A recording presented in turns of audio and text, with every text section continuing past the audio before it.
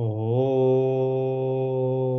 Shri Guru Bhyo Namaha Harihi Om Akandamandalakaram Vyaptam Yena Characharam Tatpadam Darshitanyena Tasmai Shri Gurave Namaha Agyanantimirandasya Gyananjana Salakaya Chakshurum Militanyena Tasmai Shri Gurave Namaha Akandananda Bodhaya Vishvasanta Paharine Satchitananda Rupaya Tasmai Shri Gurave Namaha Brahmanandam Paramasukadam Kevalam Jnanamurtim Dvandvatitam Gagana Sadrisham Tatamasya Dilaksham Ekam Nityam Vimala Machalam Sarvadi Sakshibhutam Bhavatitam Trigunarahitam Sadgurum Tvanamahami Sadgurum Tvanamahami. Bom, boa noite a todos, sejam bem-vindos, sejam bem-vindas, alunos fiéis. Estou aqui me conectando com essa proposta que, que eu intuí assim de trazer, porque é algo que me dá muito prazer falar de simbologia, falar de imagens esotéricas, aí agora sim. E sinto que esse é um tema que pode ser bastante rico para que a gente consiga acessar níveis de compreensão superiores. Superiores em que sentido? No sentido de que a alma, ela fala com a gente através de imagens, como, por exemplo, através de sonhos, através de imagens que não são necessariamente sonhos, mas que se configuram no seu psiquismo como uma meta, onde você não tem bem definido aonde você quer chegar, mas existe uma imagem e a alma deseja se plasmar através de imagens e símbolos e arte. E esse foi um estudo que eu particularmente sempre gostei, mas que houve um momento em que eu estava conversando com a minha prima e ela me apresentou as imagens do tarô e um baralho mesmo, né? E aí, à medida em que eu fui passando aquelas imagens e tal, depois que eu saí da casa dela, eu não conseguia mais esquecer aquilo, ficava voltando. Sabe quando fica voltando na sua mente as imagens? E aí aquilo me provocou, sim, né? Então, esse assunto de ocultismo, né, de simbologia, ele é um tema muito gostoso para mim e que, como professor, eu fui vendo que produzia contar histórias, mostrar imagens e mitologia em particular, tinha um efeito muito bom nos meus alunos, de memorização, né, de tocar uma dimensão da alma que só com o verbal eu não acessava, né? E então, estamos aqui começando essa jornada são 3 aulas, onde a gente vai poder explorar esse tema Então, esse curso em particular, eu sempre uso slide, né? Mas esse curso em particular vai ser importante aí você olhar para a tela, né? Porque eu vou mostrar algumas imagens que precisa ver alguns detalhes, né? Precisa ver ali coisas que vai ser bem visual mesmo. E quando a gente fala de simbologia, não dá para tratar de simbologia nas imagens sem falar da jornada do herói. A jornada do herói é um tema que eu sei que muitos de vocês já estão familiarizados, que é a história por trás de todas as histórias. Então, é como se existisse um esqueleto, um modelo primordial de histórias na nossa alma. Então, na alma humana existe um modelo. Esse modelo de história, ele é encontrado em todas as culturas, inclusive em culturas que não tiveram contato entre si no planeta.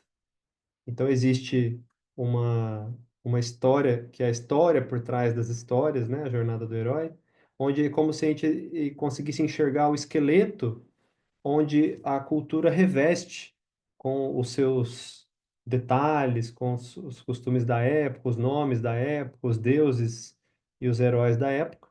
Mas, em essência, existe uma essência, né? Que é um, um herói que é chamado para uma aventura.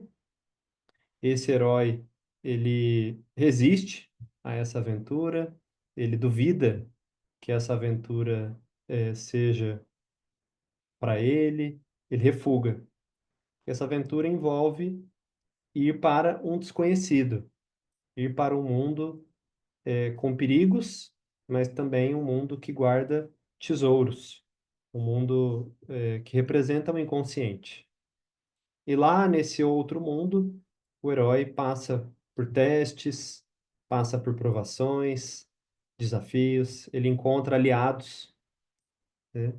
Ele passa por um momento de morte e renascimento, até que ele sai transformado dessa jornada.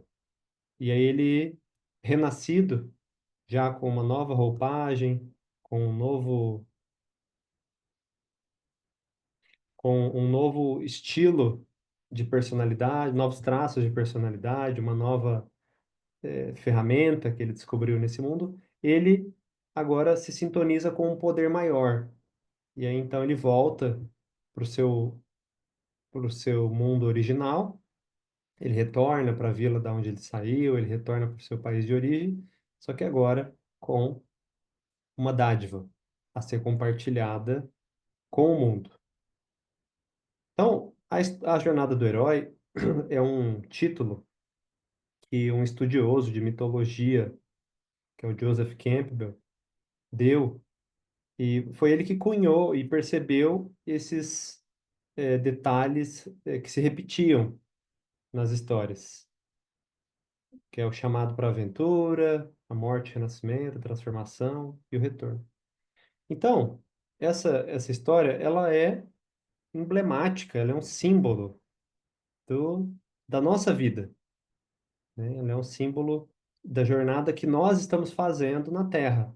Então, você pode enxergar a jornada do herói dentro de um ano de vida, dentro de 7 anos de vida, dentro de uma vida inteira, você pode perceber uma jornada do herói.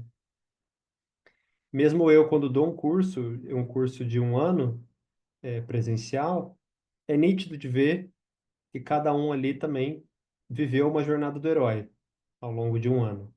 Se entregou para o processo, né? Então, esse modelo de, de que é um caminho por onde a gente trilha é um modelo arquetípico. Então, isso significa que ele está no inconsciente coletivo e que a gente não tem escapatória dele. Todos nós estamos dentro deste modelo.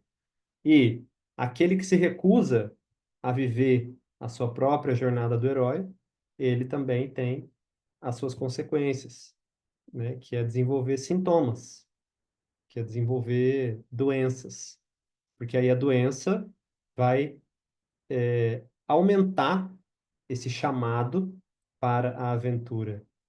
Muitas vezes a doença acaba sendo o caminho de cura da pessoa, acaba sendo a jornada do herói que ela não fez voluntariamente. Então ele faz através do adoecimento. Deixa eu dar um exemplo mais prático, para vocês irem fazendo essa correlação do que é de adoecimento com a jornada do herói. Então, nós precisamos de símbolos para viver. Nós precisamos entrar em contato com os arquétipos, com as imagens primordiais, para sentir que nós estamos tendo uma vida. E nós fazemos isso quando aceitamos os desafios que a vida nos traz. Os desafios são coisas que nos dão frio na barriga, são coisas que nos obrigam a superar o orgulho, a superar o medo de falhar, a superar o medo de criar algo. E se você segue os desafios da vida, há uma tendência orgânica e natural de que você vá crescendo com os desafios da vida. Mas a gente sabe que a gente pode se negar aos desafios da vida. Então, vem um chamado, ó, desenvolva aquilo, aquele projeto, né? Faça parte daquele grupo que você quer fazer, inicia a atividade tal. Aí você tem um chamado, mas tem uma resistência. É quando a resistência vai ganhando, né, você não vive a jornada do herói, que a vida está te chamando. Então, isso gera uma inércia, um campo de inércia que gera uma doença, doença em vários níveis, né, não só do corpo, mas, por exemplo, disfuncionalidades, como dificuldade de ter um relacionamento, dificuldade de se afastar dos pais, de ter sua vida, problemas no trabalho, enfim. E aí, essa doença, esse bloqueio, vou chamar de bloqueio na vida, ele vira ali como que um obstáculo que fica ali na sua frente. Aí você tenta desviar, você tenta fingir que não existe, né? Então, vamos supor, né? Vem um impulso assim da sua alma de, ó, supera esse vício, um vício na alimentação, um vício de comportamento e tal. Aí você não supera, aí aquilo vai se avolumando na sua frente. E aí vira um obstáculo. Depois de cristalizar aquele obstáculo, ele se torna a sua jornada do herói, entre aspas, obrigatória. Porque a hora que vira uma doença e um problema mais grave, aí a sua resistência ela passa a não ser mais tão importante. Então é o caso de alguém que está deprimido e aí não consegue mais trabalhar, de alguém que tem um bloqueio e sente muita frustração. Então veja como a vida ela é pedagógica, veja como ela é didática, porque ela te dá a chance de seguir o chamado para a aventura. E você tem o livre-arbítrio para falar, não, não vou. Se eu parar para pensar na minha vida, quantos momentos em que eu podia ter recuado pela vergonha, eu podia ter recuado pelo orgulho, pelo medo. E esses momentos, se eu tivesse recuado, com certeza eu não estaria aqui, né, dando essa aula para vocês. Então, é muito eficaz quando você estuda a jornada do herói, que é o que a gente vai fazer aqui, porque você tem a chance de já saber a arquitetura da vida. Isso ajuda a ter menos auto-engano. Isso ajuda você a saber que as casas da vida, do jogo da vida, elas têm saídas específicas. Então, quando você sabe que, bom, então a saída é essa, não vai ficar se enganando, tentando inventar uma outra coisa. Tá me entendendo? Então, essa para mim é a maior riqueza do estudo da jornada do herói, porque ela traz como se fosse, não, ela traz imagens que colocam ordem dentro de nós, que fazem a gente enxergar um referencial de vida.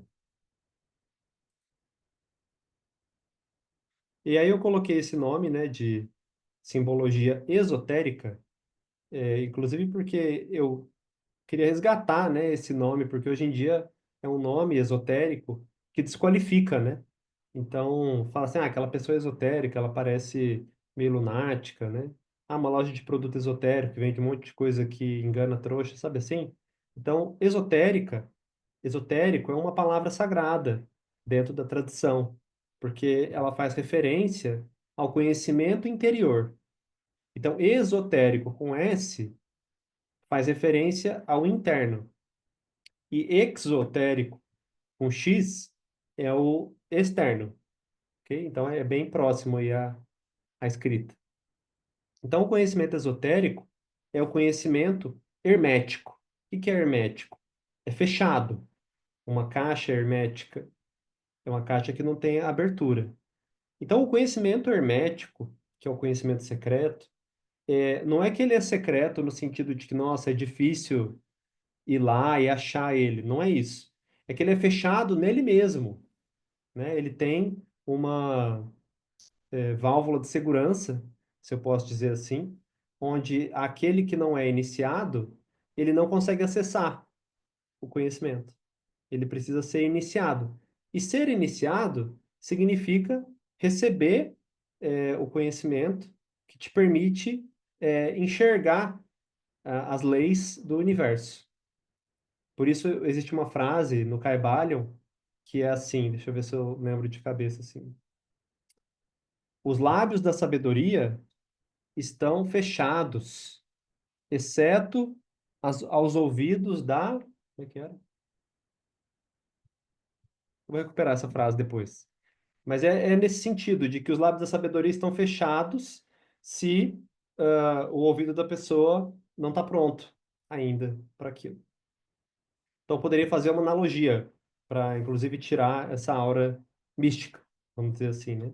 Se você é engenheiro e eu apresentar aqui para você uma equação com várias letras lá do alfabeto grego, de equação e tal, você é iniciado naquilo.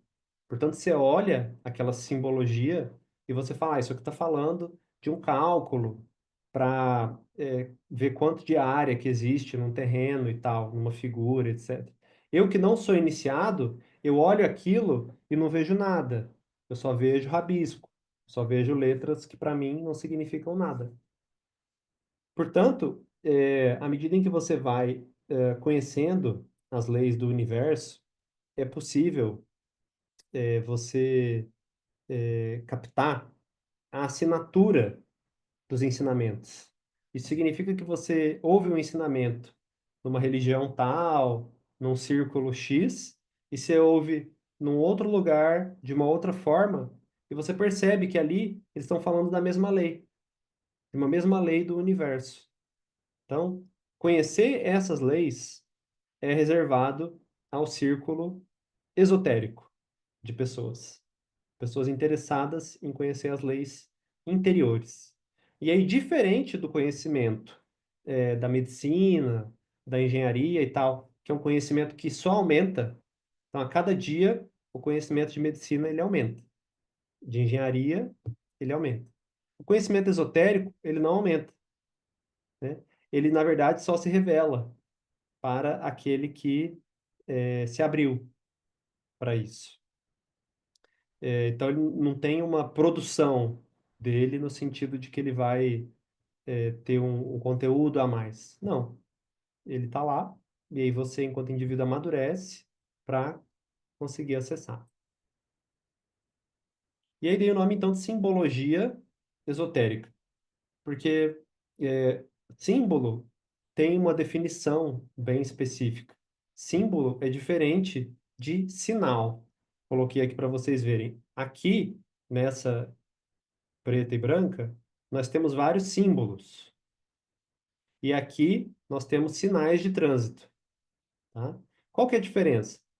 A diferença é que quando você olha um sinal, por exemplo, essa seta, ela está falando que você tem que virar para a direita, obrigatoriamente. É só isso que ela significa.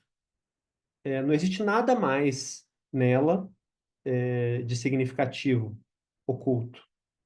Já um símbolo, você pode falar dele. Então, eu posso falar assim para você: olha, o olho de Horus, ele representa o olho de Deus, o olho que tudo vê. E aí tem o olho direito e o olho esquerdo. E aí ele representa, então, a nossa alma. Está lá no fundo da mente, e a nossa alma é como um olho. E ela está observando o que se passa na mente e o que se passa no corpo. Só que, se você continuar olhando para o símbolo, ele não se esgota na minha explicação. É por isso que nós gostamos de transformar o símbolo em algo que você olha sempre. Então, um negócio que você pendura na parede, um adesivo que você cola no carro e tal. Porque o símbolo, ele te causa algo. E isso que ele causa está além das palavras. Tem símbolos que você gosta, sem saber antes o que que é. Quantas pessoas que tatuam um monte de coisa no corpo, nem sabe o que é porque gostou. Não tem nenhuma relação direta de que, é porque eu estudei e tal.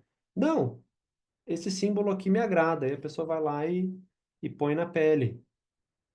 Então, o símbolo, ele tem um poder magnetizante em relação ao nosso inconsciente. Ele é como se fosse, então, uma usina de energia, o símbolo. Ele vai além das palavras, ele toca uma dimensão da nossa alma, ele toca uma dimensão, alguns símbolos, né? Geométrica, também da geometria sagrada.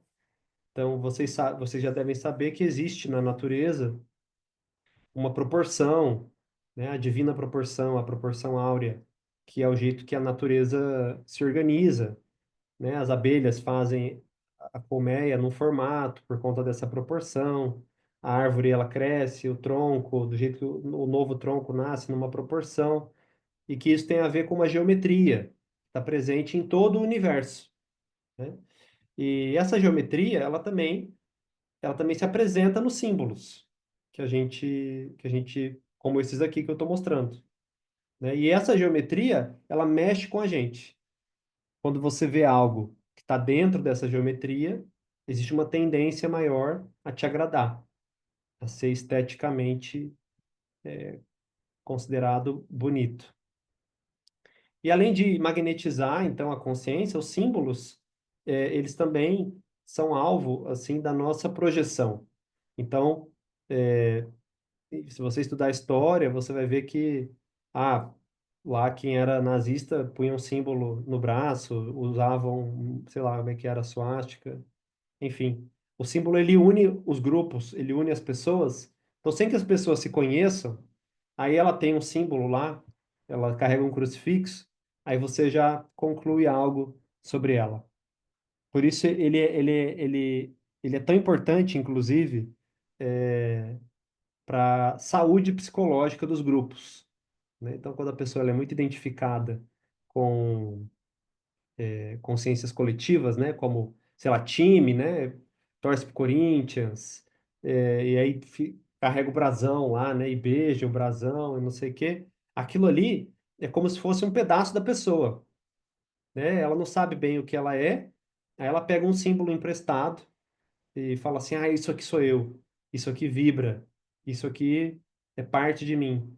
E serve mesmo como uma identificação projetiva, mas para quem está interessado num caminho de individuação, é algo que uma hora tem que cair, né? Porque essas identificações de massa, elas são superficiais, né? Elas não dão um, como é que eu vou dizer? Elas não dão um senso enraizado de self, né? Elas dão um senso superficial de self, relacionado ao mundo.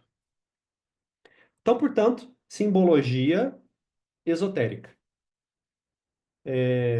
Isso faz também com que a gente toque muito na arte. Veja só essas imagens, né? Elas falam da mesma coisa.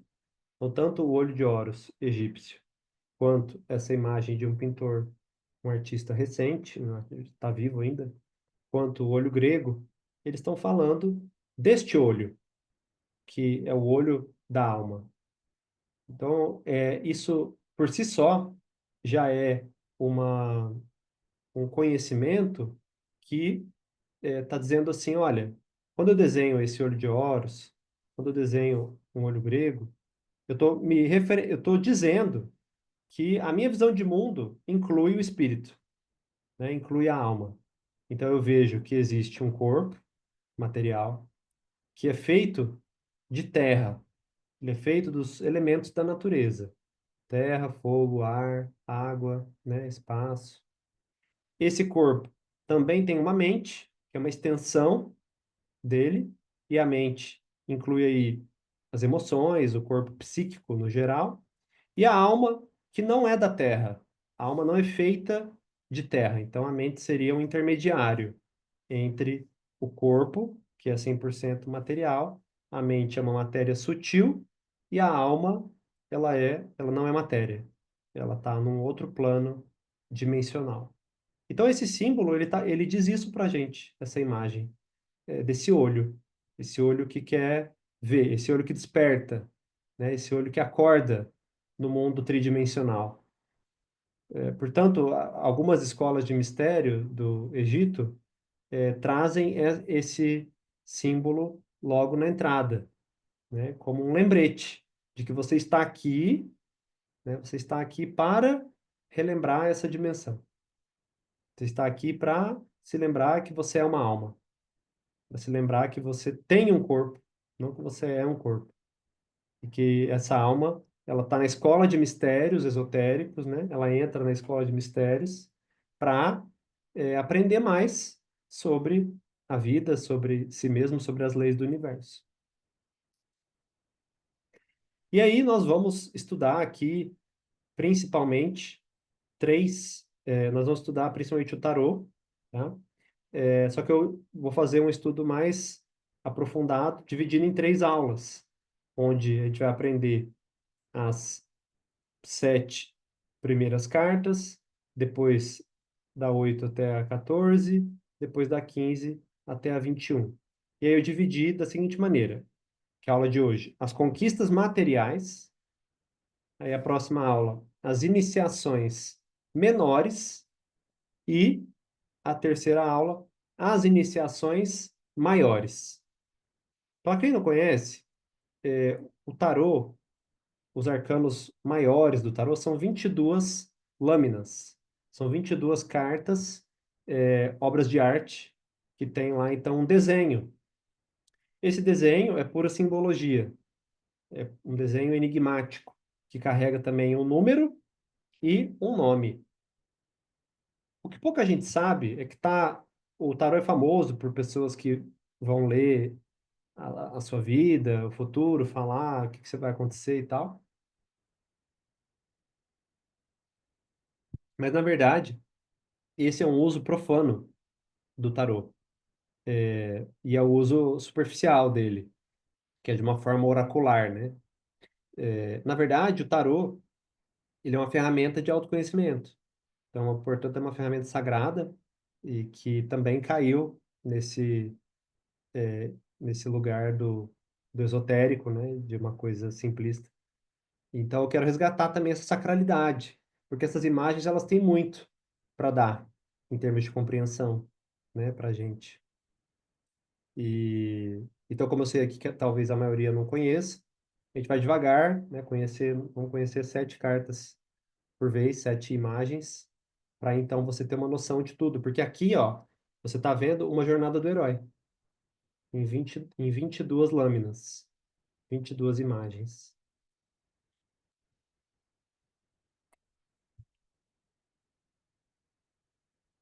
Então, vamos lá. Então, são 22, mas que começa do zero. Então, tem uma carta que é a carta zero, e termina no 21, ok? A carta zero, ela é o início, mas ela também pode ser considerada o fim. Então, ela está ali, como o tarô é um círculo, né? Não é algo assim linear. Ela representa o início e o fim das coisas. Veja só a imagem. O nome é o louco, ou ainda o bobo, em algumas. em alguns tarôs.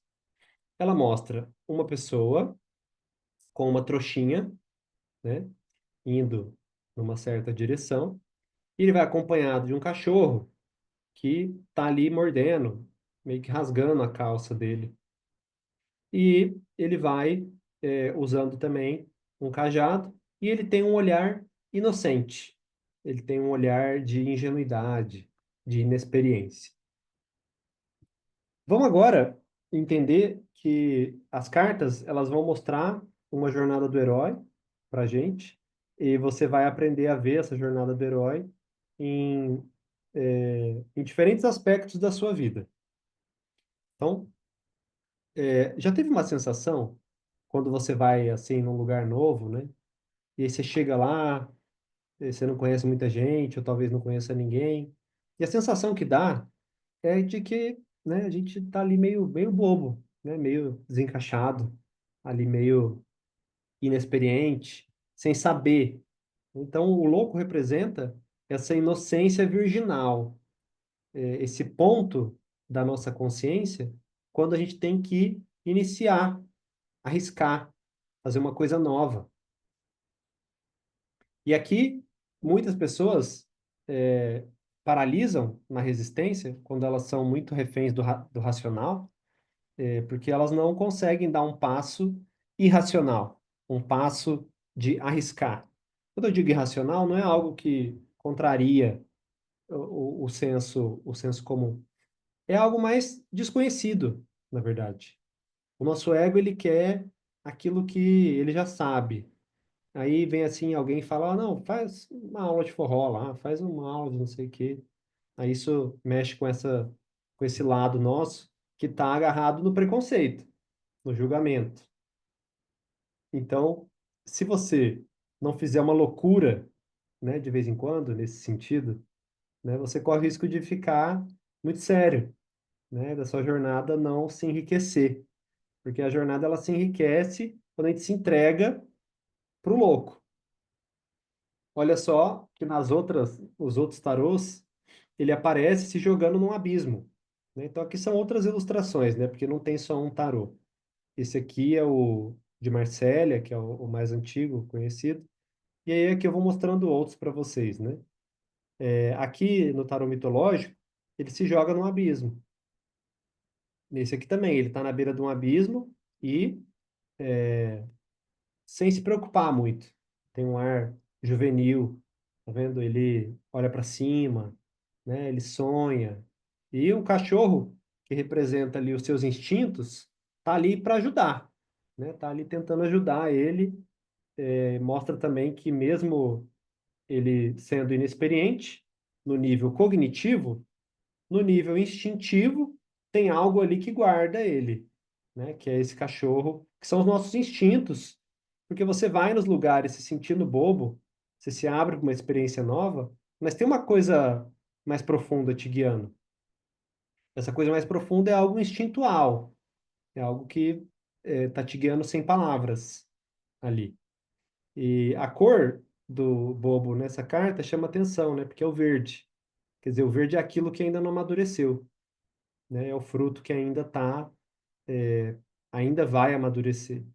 Nessa carta aqui, mostra todos os potenciais que aguardam a jornada, né? Então ele tem aí mostra os quatro elementos, né? Tem as moedas que representam o dinheiro, o ciclo de vida e morte, os vários animais também nessa daqui trazendo o lado instintivo, mas o olhar, se você reparar, ó, a expressão do louco é uma expressão de quem ainda não viveu, né? De quem ainda não tem experiência. E aí eu até tirei aqui dos filmes, né? É interessante olhar, porque o primeiro Harry Potter, se pegar o primeiro e o último, você vai ver exatamente isso, né? Aqui é o bobo, né? Ele ainda não sabe nada. Ele está ali vivendo, iniciando. Aqui é o Homem-Aranha também.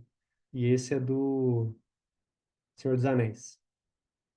Então, olha, é uma cara de popular virgão, né? Aquela pessoa que ainda não conhece o mundo, mas existe uma pureza.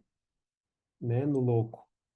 Então, quando a gente precisa superar o julgamento, superar essas tendências de não se arriscar, a gente tem que se conectar com uma pureza dentro da gente, com um lado que está disposto a errar, com um lado que está disposto a experimentar. Ah, não sei, nunca comi, deixa eu experimentar, né? E esse é um outro exemplo também, né? Comer algo novo. Isso já mexe com essa dimensão, assim, do louco. E então, aqueles que não aceitam o chamado do louco, eles não podem nem iniciar a jornada. Então eles não são da jornada do herói. Eles são só comentaristas, espectadores da vida, né? Porque eles não se dispõem a fazer uma, entre aspas, loucura, fazer algo que não é planejado ali totalmente pelo ego. Bom, se a pessoa aceita a jornada, então as cartas elas vão revelando o andamento, né, o desdobramento. Então, o 0, vamos para o 1. No 1, a gente já encontra o mago, que é a, o arquétipo do iniciador, né? Aquilo que é a consciência que dá origem às coisas. Porque tudo começa com a pureza do louco, uma disposição para se arriscar, para se jogar, mas é necessário que o mago ele faça escolhas, que ele mexa os elementos. Então, a imagem mostra ele com os elementos na mesa, aqui representando os 4 elementos, né, através dos naipes do baralho.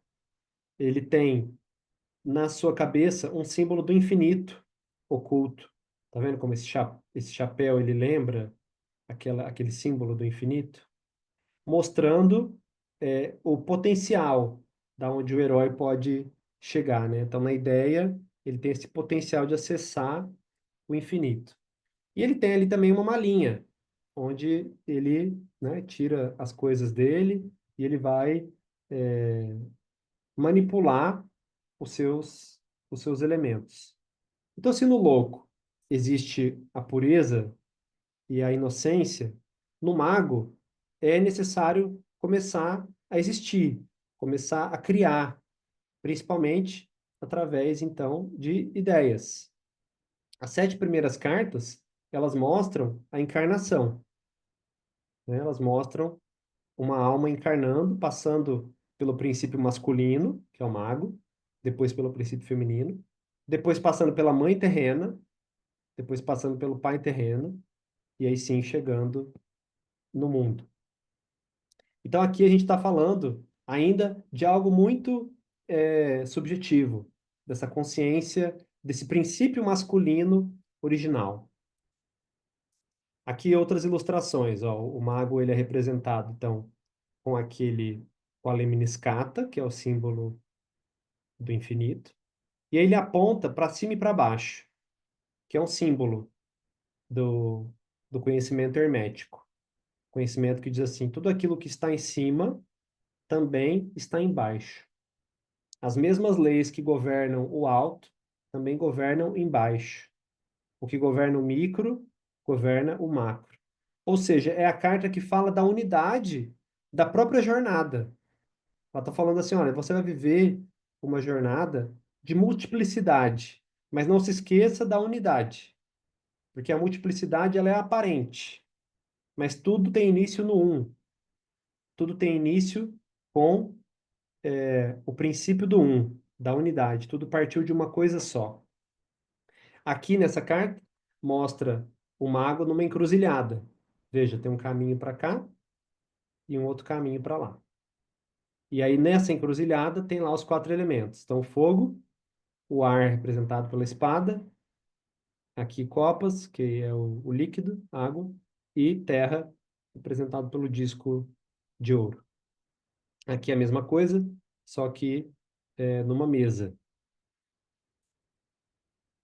E aqui, então, cabe falar desse conhecimento que é um aspecto do hermetismo, que são os quatro verbos de poder: calar, saber, querer e ousar. Cada um deles está ligado a um elemento também, e que fala de como o conhecimento e a ação eles se encadeiam. Então, calar é o silêncio, é o princípio de tudo. O silêncio te conecta com a unidade. O silêncio abre as portas para o saber. Para eu saber o que eu quero, eu preciso olhar para dentro, eu preciso fazer introspecção. Uma vez que eu sei, aí eu posso estimular o meu desejo, trabalhar em cima do meu querer, da minha vontade, né? Esse querer aqui é a vontade. E sabendo o que eu quero e tendo vontade, aí então isso se precipita no mundo através de uma ação massiva. Eu estava até conversando com um paciente aí faz algumas semanas e ele estava assim num ponto de já toma remédio há algum tempo e melhorou e ele queria parar os remédios e tal. E aí eu falei isso para ele. Eu falei, olha, tudo começa com uma decisão dentro. Você quer parar um vício, começa com uma decisão. Você pode não fazer nada fora. Primeiro começa com essa decisão. Aí essa decisão ela se precipita no mundo material. Engraçado, uma outra paciente que estava querendo largar esses cigarros, como é que chama hoje? Vape, essas fumaças aí. E ela descobriu lá um remédio que ajudava, e aí ela comprou o remédio e começou a tomar e falou: Ah, não, eu continuo sentindo vontade de fumar. Eu falei: Não, não é assim que funciona, né? Não é que você vai pôr uma coisa de fora e que vai tirar de você. É que você decide: Não, eu não quero mais isso. E aí você usa os elementos de fora para te ajudar, mas porque você já decidiu, né? Porque você seguiu o calar, saber, querer e ousar. Aí, quando a gente tenta trapacear isso, né, você tenta pôr de fora. Não, o que alguma coisa de fora vai fazer comigo, então eu não tomo a decisão, né? Então, o mago, ele fala dessa necessidade de se decidir por manipular os elementos, né? Eu quero manipular os elementos da vida. Eu quero misturar isso com isso e ver o que que dá. Eu quero tirar um pouco disso, esquentar um pouco mais, esfriar, né? O mago é esse lado nosso, é esse lado que precisa fazer a escolha consciente de existir. Vamos ler esse trecho. O silêncio é o sinal do contato real com o mundo espiritual. E esse contato, por sua vez, gera sempre o afluxo das forças. Esse é o fundamento de toda gnose. Gnose é o conhecimento. Toda mística, de toda magia e de todo esoterismo prático em geral. Então não dá para falar de autoconhecimento sem falar de silêncio, sem falar de introspecção, porque ele é o marco zero e ele é o sinal. O sinal, eu vou dizer, ele é a única possibilidade que existe de que esse afluxo chegue. Porque o silêncio ele abre espaço. Ele abre espaço dentro da gente. Sair do, né, você sai do barulho mental e aí algo da sua alma pode aparecer. Aqui é o princípio hermético, né, da correspondência. Então, o que está em cima é como o que está embaixo. E o que está embaixo é como o que está em cima, para realizar os milagres da unidade. Então, aqui existe muita conhecimento condensado, né, nesse aforismo, né, da unidade, a compreensão de que o que está em cima está embaixo e de que o que está dentro está fora também. Então, por exemplo, uma aplicação mais prática disso para vocês seria a lei da fraternidade, que envolve eu usar a mesma lei para mim, dentro de mim, e também usar a mesma lei para o outro. Então, eu não posso amar alguém e me tratar mal. Eu não posso tratar mal alguém e me amar. As duas coisas andam juntas, né? Se eu odeio alguém, eu também me odeio em algum nível. Então, o que está dentro é o que está fora, é essa percepção. E esse é o mote da jornada. Por isso a carta um já traz isso, né? Já traz essa tônica. Que não dá para fugir, porque não tem para onde fugir, porque tudo é você. O universo é um espelho. E o alquimista, o mago também é o arquétipo do alquimista, que é essa parte nossa que vai trabalhar dentro de si mesmo para transformar o eu inferior, para transformar o chumbo da ignorância, da gula, da inveja, da avareza, da luxúria, de todas as matrizes do eu inferior, e transformar isso por meio da vontade, a expansão da consciência, transformar isso em ouro, que é transformar a gula em saciedade, é transformar a avareza em generosidade, transformar a inveja em admiração, e assim por diante. Aqui é uma outra representação do mago, também aqui com os quatro elementos, né? E aqui essa carta retrata um ambiente aéreo, tá vendo que está tudo no ar, né? Que essa carta traz esse elemento. As coisas ainda não se manifestaram, né? No mago são as ideias, é o trabalho ainda no nível sutil, tá? Ainda não chegamos na matéria.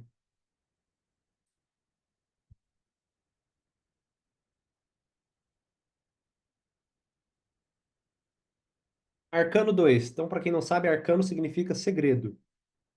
Então, as cartas também são representadas como segredos, arcanos, tá? É o nome. É a papisa ou a sacerdotisa, né? A papisa porque o tarô surgiu num ambiente muito católico e tal, então ele foi revestido com, com palavras, né, que remetem ao catolicismo. Mas o mais correto é a sacerdotisa. Eles fazem um par, né? Se o mago também é um sacerdote, aí entra então dois, dualidade. Então, mago, um, unidade. Dois, sacerdotisa, dualidade. Então, aqui é o princípio feminino original. Não é o princípio feminino encarnado. Essa é a próxima carta. É o princípio feminino ainda como algo espiritual.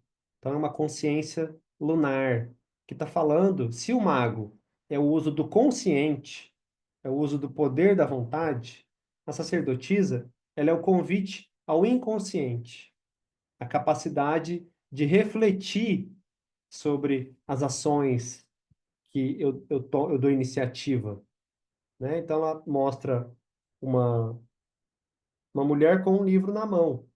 Esse livro representa a reflexão. Então, o que que faz da gente seres humanos? É principalmente a linguagem, é o que nos diferencia, né, do resto dos outros animais. Então, é a capacidade da letra de transformar em palavra, né, que a gente se torna humano. E que o mago tira as coisas da ideia e põe no papel, entendeu? Então, tá na ideia, vem para o papel, para depois ainda se materializar. Essa aqui é uma representação que eu gosto muito, porque ela mostra é, o véu de Maia, né? Então aqui ainda é a sacerdotisa. Então ela é uma sacerdotisa e tem todo um véu cheio de tudo, como é que eu vou dizer isso aqui? Isso aqui é entrelaçado, né? Uma, isso aqui representa o feminino original, que as trompas de Falópio, né? Naquele desenho da anatomia, onde ficam os ovários e toda a conexão, olha, com a lua representada em cima. O que que é esse chapéu virado para cima? Se não é um vaso, um receptáculo para as energias celestiais. E um atravessamento do véu. Então a alma ela vem encarnando, certo? Ela tem que atravessar o véu.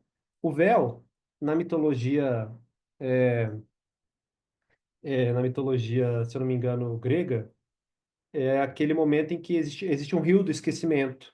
Então, quando a alma vai chegar nesse mundo, ela passa nesse rio, e aí nesse rio ela perde a memória de quem ela era, do que ela já viveu e tal.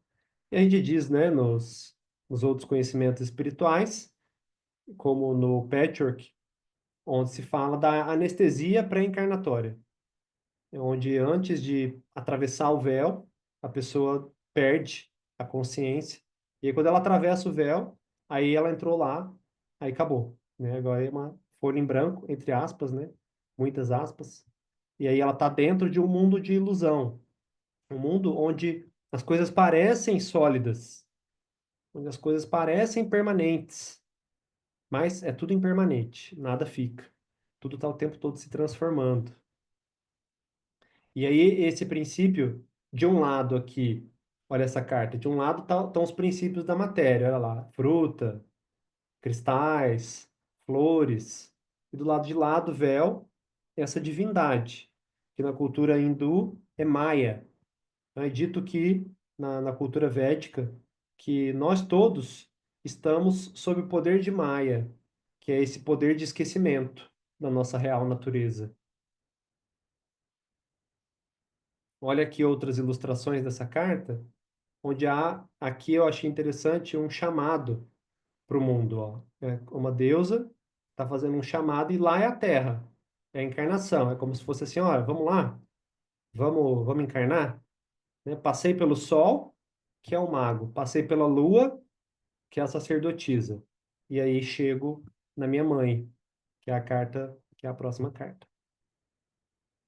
Aqui também vale a pena falar desse das duas colunas, né, que representa também essa a dualidade que está vindo, e aqui o mar representando o inconsciente. Então essas cartas elas fazem um par, ok? Um e dois, princípio masculino, princípio feminino. O mago e a sacerdotisa. Aqui no tarô de Marcelo. O segundo arcano, a sacerdotisa, é o da reflexão sobre o ato puro do primeiro arcano, até que ele se torne livro. Né? Então, é a ação do mago e a capacidade de refletir presente no livro aqui. Aí, bom, estamos chegando, né? Então, o louco topou a aventura, o mago é o princípio consciente, a sacerdotisa é o princípio inconsciente, e aí a carta da mãe. A imperatriz representa a nossa mãe, a mulher que foi a sua mãe, te gestou, né? Um útero onde você foi gestado aí por muitos meses e nasceu e se nutriu desse corpo. Então, por que que é três? Porque é tridimensional, né? Então, o mundo da dualidade e aí cai na matéria. Na matéria é tridimensional, tem três dimensões do espaço. E aí essa carta, ela representa ela mostra, né, o desenho, uma rainha, né, com seu cetro de poder, e ela tem também um escudo com um animal de poder. Vou mostrar para vocês aqui no próximo que tá, isso tá mais interessante essas imagens. Então veja só, o que que essa carta representa? A encarnação do princípio feminino. Se a sacerdotisa é ele puro, sem encarnar, a imperatriz representa ele encarnado. Então, olha que bonito nessa imagem, como tudo é ondulado, né? Tudo dá um tom de acolhimento. Que aqui o tarô vai falar do, do portal do pai e do portal da mãe, né? Portal da mãe primeiro, depois o do pai, que são os portais da consciência. Que você conhece o feminino através da sua mãe. E você conhece o masculino primeiro através do seu pai. Você não tem acesso a ele de forma subjetiva. Não, primeiro você vê isso numa pessoa. Né? Você tem um modelo ali do que seja isso. E aí mostra a abundância desse feminino encarnado, que mostram, então, frutas, né, no vestido, flores, uma, um campo fértil de grãos, né, árvores, esse amarelo, bem de Oxum, né, essa cor amarelo. Eu gosto dessa, me lembra muito Oxum aqui, esse amarelo, essa carta. Que Oxum é essa mãe também, essa mãe nutridora. Aqui mostra o pelicano, aquela ave que se machuca, né, para tirar um pedaço de si para dar para os filhotes, se não tiver comida, né? Tem essa história. O escudo também, ele é um escudo, mas ele não está sendo usado. Tá vendo que ele é decorativo? E depois eu vou comparar a imperatriz com o imperador. E a gente vai ver que como fica mais claro de ver os princípios masculino e feminino. E aquele vaso que eu falei, ó, aquele vaso receptivo para o conhecimento espiritual. Em contraposição, temos o imperador, que representa então o nosso pai, a carta do pai terreno, é a ordem, é a força da cultura, da civilização, a estrutura, poder de concretizar.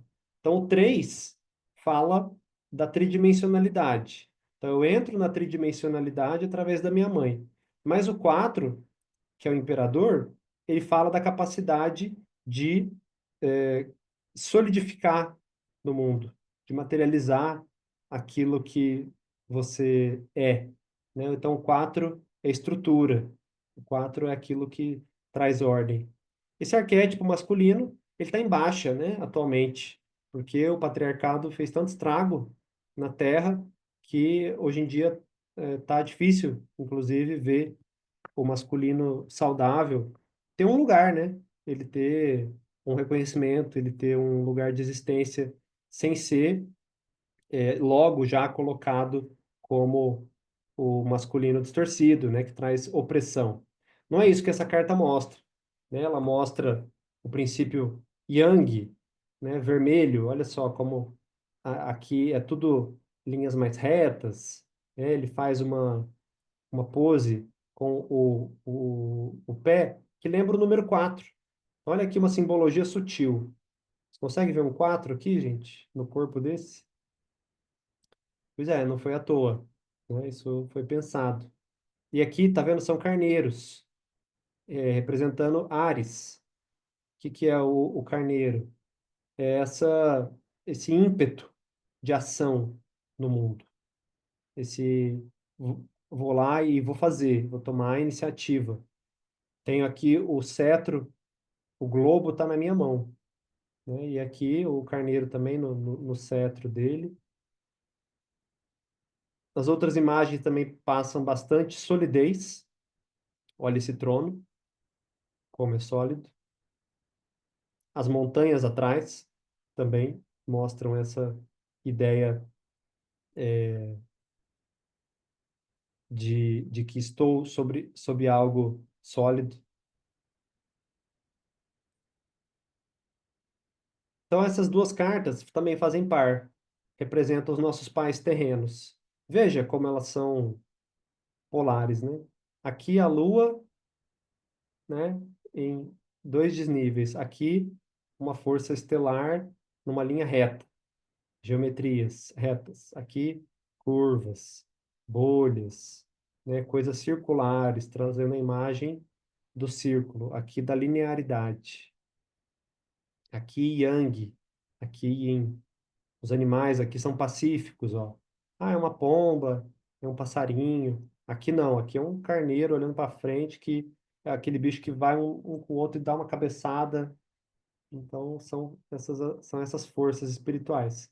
Mas os dois estão trazendo esse escudo que é a promessa da união, porque mostra uma harmonia entre dois, a possibilidade de unir aquilo que está em tensão, aquilo que está separado.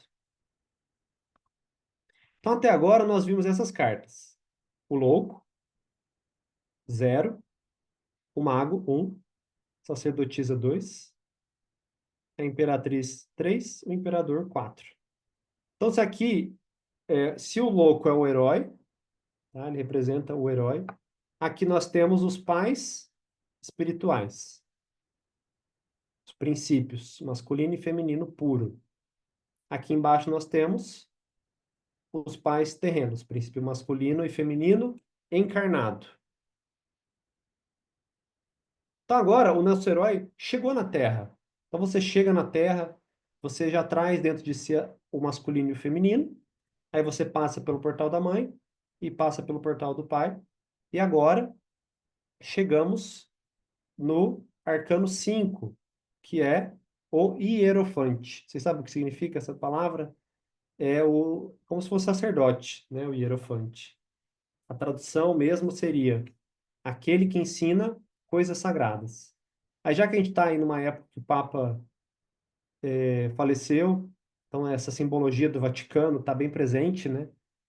Veja só, essa carta ela, no tarô de Marcelo é conhecida como o Papa, né? Porque ele foi revestido pelo catolicismo. Olha o que ele representa. Depois do pai, o que nós recebemos é a instrução, é a educação, que talvez lá na época do tarô estava mais ligada à religião, inclusive, né? Hoje a gente, vai para a escola, aí é o conhecimento, você vai aprender matemática e tal, mas antigamente não.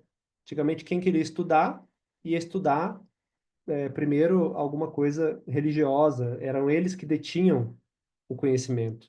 As primeiras universidades estavam ligadas às igrejas. Depois é que isso foi se separando. Então aqui essa carta representa a escola, os nossos professores. O herói precisa de instrutores para dizer para ele como é que esse mundo funciona. Então você chega aqui sem saber nada, você tem que aprender a falar, você tem que entender como é que esse mundo vai te tratar, quais são as leis dele. Então os nossos professores, o Hierofante, ele representa uma primeira referência de fora da família. E aqui também já podemos fazer a leitura sintomática das coisas, né? Porque quando as pessoas têm resistência em buscar um conhecimento fora da família, e quando eu digo isso, assim, algo que a família não tenha, é, que seja diferente da família. Não, a igreja é diferente da família, né, e tal. Isso já é sintoma, né, que já vai ficando pelo caminho, você não vai avançar, né? Você não pode sair da nossa religião. Você não pode sair desse círculo de pensamento. Então, os professores, as escolas, eles representam as tradições que tem no mundo, os valores. E aí, se você olhar os livros, você vai ver que todo herói, ele tem lá um professor. Lembra lá do Harry Potter? Ele tinha o Dumbledore, aquele velhinho sábio, né? E tinha lá, claro, muitos outros professores, mas tinha o Dumbledore que era o mais sábio ali deles. O Senhor dos Anéis tinha também como é que ele chamava? Esqueci o nome dele, mas tinha lá um velho sábio também que aparecia, que inclusive foi o mesmo artista. Então, o instrutor, ele tem um papel fundamental de nos ajudar, assim, ó, eu trago coisas da minha família, eu trago os valores da minha família. E o instrutor vai te dar uma nova, uma nova referência, para você poder mesclar. Não é que você vai jogar fora o que você trouxe da família. Não, você trouxe aqui coisas da família. Nossa, mas olha só, agora que eu estou aprendendo com esses professores, agora pode inclusive fazer eu questionar coisas lá da família. E aí é difícil você aprender isso de dentro da família, entende? Porque quem está dentro da família vai te transmitir o que tem naquele círculo. Então, essa carta, ela representa a necessidade do buscador de se conectar com esse conhecimento, mas que não é qualquer conhecimento, porque aqui é um papa, é um sacerdote. Então aqui está falando da quinta essência, por isso é o 5, né? Então o pai é o 4, quatro elementos, matéria, fazer no mundo, etc. E aí o quinto é a quinta essência, é aquilo que está além dos quatro elementos. E aí sim é um, é um ensinamento espiritual, eminentemente espiritual. Olha só, o Papa nessa imagem ele faz o símbolo crístico, que é esse mudra que representa é um código de conexão com Jesus, né? Então, várias imagens ele está fazendo esse apontamento que não tem uma única interpretação, né? Mas uma delas é de que ele está apontando para cima, né? Assim, fazendo uma referência a essa origem celestial.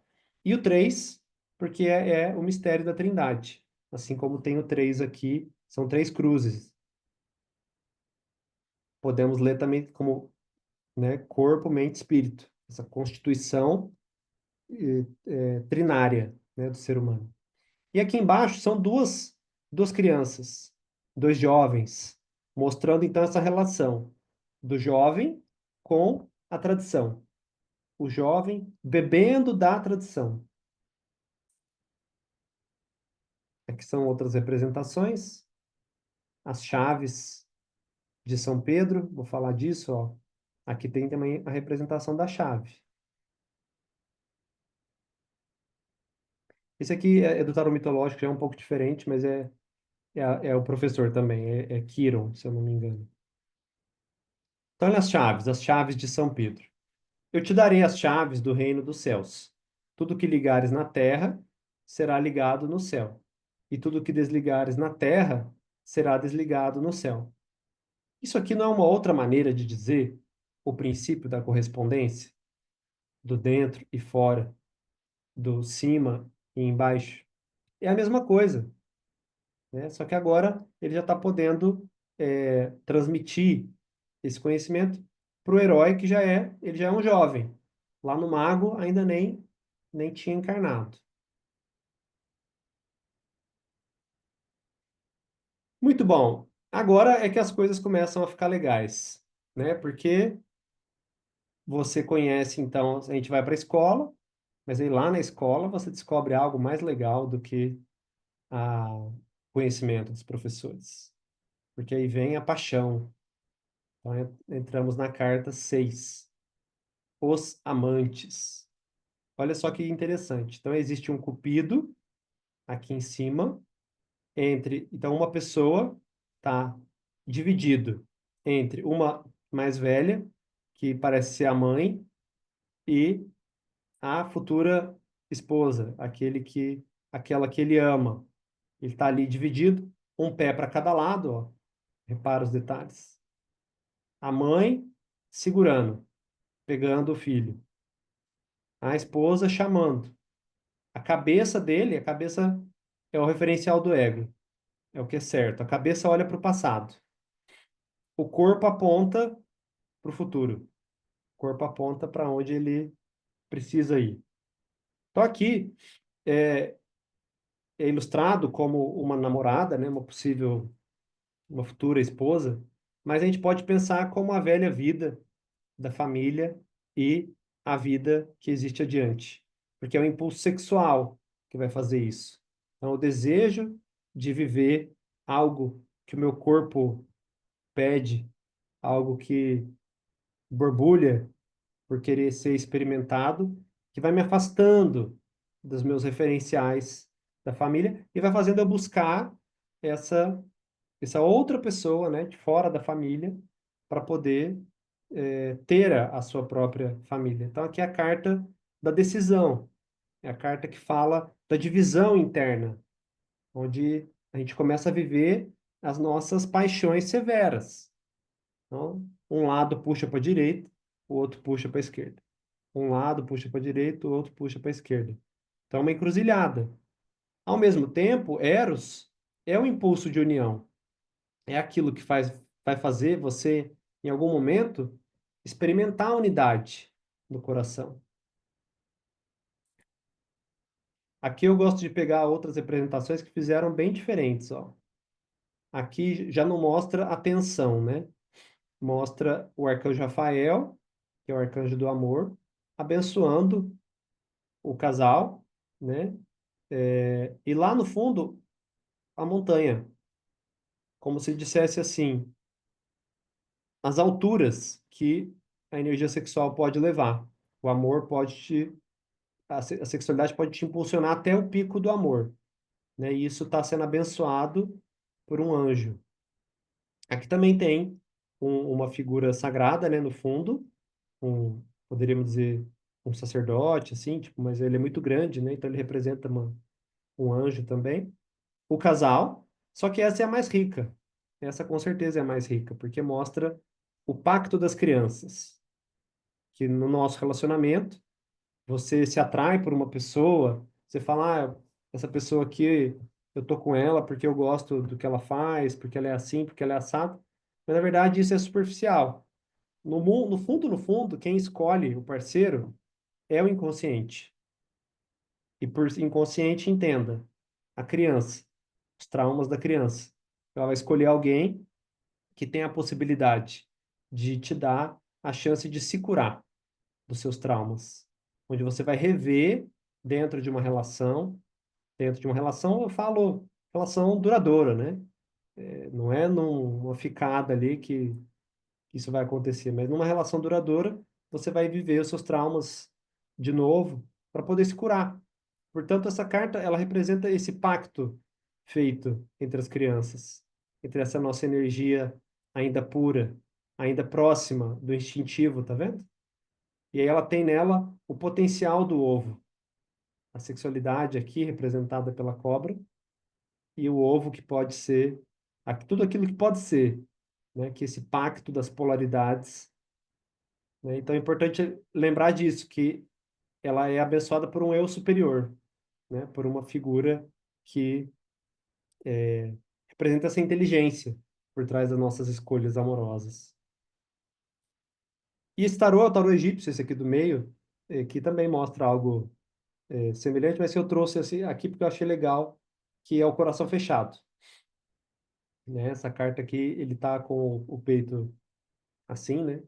Então essa carta representa também esse fenômeno do abre e fecha do coração, que tem a ver com o impulso erótico, né? Que tem a ver com a nossa capacidade de se abrir para a vida, né? O Eros não é só aquilo que faz eu me apaixonar pelo outro, é aquilo que faz eu querer gostar de viver, eu gostar da vida e de me desenvolver na vida, ter libido para viver.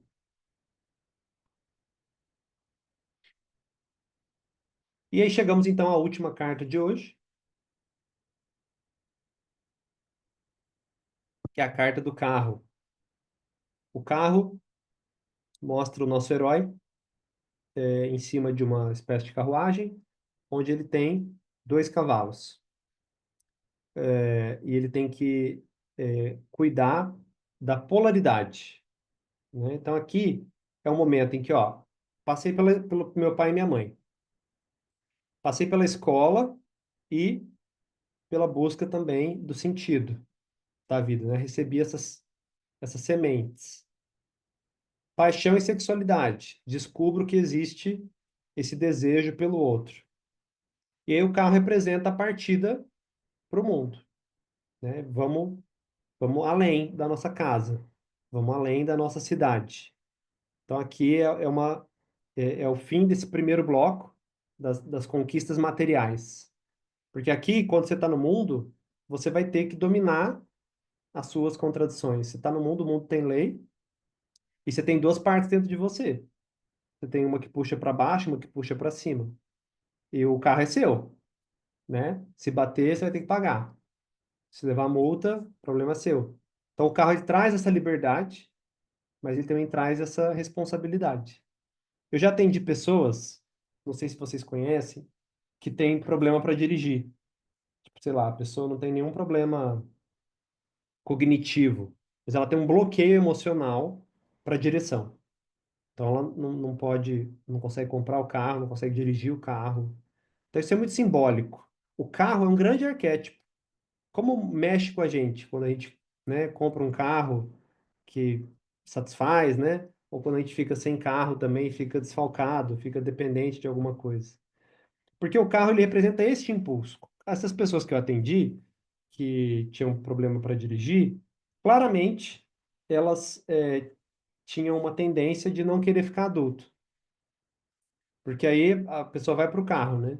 E aí ela, putz, agora ela tem que suportar a tensão de fazer o certo no trânsito, né? O que tem que ser feito. Talvez desagradar alguém que está atrás. O que está atrás está pensando, o que, que o outro tá vendo, não sei o quê. E aí esse mecanismo de poder manejar o trânsito, ele mexe com esse lugar da ferida infantil. Então, aquele que não consegue que tem esse bloqueio emocional do carro, ainda precisa ser uma criança, que alguém vai levar ele, né? Não tem essa força, do adulto de, não, eu me viro, essa força da independência. Eu vou dominar os meus instintos, vou lutar com eles e aprender a dirigir a minha energia. Olha só outras representações. Aqui ainda mostra duas esfinges, né? E o mundo ficando lá atrás, né? A cidade de origem, os muros da cidade ficando para trás. O passado que já não dá mais para olhar, para ficar olhando para o passado, tem que seguir em frente. E esse aqui ainda colocou quatro, né? Cada um ainda representando, são esfinges também, mas representa ainda um pouco de imaturidade, porque não há definição nesses animais. Então, é cabeça de leão, com pata de cavalo e peito de humano e tal. O que que isso representa? Uma força que ainda não se diferenciou, algo que ainda tem que ser trabalhado. Eu me lembro da prova da autoescola, né? Porque hoje em dia o que a gente tem também de simbólico é isso. A autoescola, quando você vai lá realmente dominar o carro, ela representa também essa passagem em que você ganha essa possibilidade só com 18 anos, né? Então tem esse é o nosso marco da vida adulta. Você poder dirigir e poder, entre aspas, ser preso, né? Assim, pode ser preso antes, mas, né, no nosso imaginário é essa ideia que tem. Então aqui fala de dominar as nossas paixões. Ser adulto é estar o tempo todo com os dois cavalos na mão. Cada hora um te puxando para lá e para cá. E você vai aprendendo a fazer escolhas, errando, acertando, errando e acertando, e aos poucos aprimorando essa direção, né? De forma que esses cavalos eles se tornam amigos de jornada, para te impulsionar para suas escolhas, e não para ser um obstáculo para o que você quer fazer. Então, a ideia que o carro traz é de movimento. Eu vou me pôr em movimento na vida, vou me colocar em movimento. Eu vou na casa do outro, eu vou no curso, eu vou no médico, eu vou no trabalho. Então, ficar adulto envolve essa mobilidade, essa capacidade de transitar no mundo. Então, com isso, meus amigos, nós chegamos na primeira etapa, ao fim da nossa primeira etapa. O mago, vamos recapitular para quem está vendo pela primeira vez. O mago, princípio masculino, original, criador. A papisa, capacidade de refletir, inconsciente. E aí, então, o louco, né, passa pelo masculino, passa pelo feminino, encarna numa mãe. Passa pela mãe, chega no pai, do pai, ele vai para o mundo e aprende o conhecimento do mundo, e também já existe nele uma semente, né, de uma busca espiritual. Aí ele passa a conhecer a força erótica que existe dentro dele e chega na maioridade com o carro na mão e, bom, agora eu tenho o mundo pela frente, né? Eu tenho que lidar com a minha força, com meus instintos e ver para onde eu quero levar a minha vida. Então, isso conclui as conquistas materiais, né, que é essa primeira etapa que forma como se fosse uma base para que o herói possa receber as próximas iniciações. Aqui não é nem iniciação ainda, tá? Ele está só crescendo para se tornar alguém para um dia receber as iniciações, que a gente vai ver nas próximas aulas. Ok? Deixa eu. Você quer falar ou digitar, Carla? Tá. Vê se você Acho consegue que aí. deu certo. Pode Me falar. ouvindo? Eu fiquei curiosa porque naquela carta que, se eu não me engano, é do pai, você chamou a atenção do número 4 que forma na carta, né? Eu não sei se Sim, você vai voltar nela, porque pelo menos eu essa não aqui. entendi o porquê do 4. Ah, tá. Não, a carta é o 4, né? Isso E o que você. que o 4 significa? Porque Ah, essa então. é o É. masculino, né? O 4 ele representa a estrutura. Então, assim, o 3 está falando de uma tridimensionalidade, que é a Uhum. mãe, né? O 4 ele já está falando do quadrado. né, de quatro lados, igual você imagina assim uma fortaleza, um castelo. Eles fazem quatro lados. Você vai fazer uma sala. A maior parte das salas são retangulares. É o quatro. Então isso fala desse útero paterno, que são, então é feito com esse número que na numerologia também tá relacionado o quatro com a ideia de solidez, de estrutura. A gente tende a confiar mais, embora matematicamente uma mesa com três pés, ela também funciona, né? Mas a gente tende a confiar mais numa que tiver quatro. Olha só que interessante. É uma coisa instintiva. Isso que você fala, não, porque se eu tiver quatro, se eu perder um, três ainda sustenta, sabe assim? Então o quatro ele traz essa ideia. Entendi. Interessante. É, cheio de detalhes. Hum. Bom, então é isso. Gratidão a vocês que estão aqui. Essa aula eu ainda vou usar de divulgação ainda durante essa semana, quem quiser entrar no curso. Então depois eu ainda vou postar lá no grupo. E aí eu tiro ela do ar, talvez no fim de semana. E aí depois fica só para vocês que já fazem parte do curso. Ok, meus amigos? Então, gratidão. A gente se vê amanhã.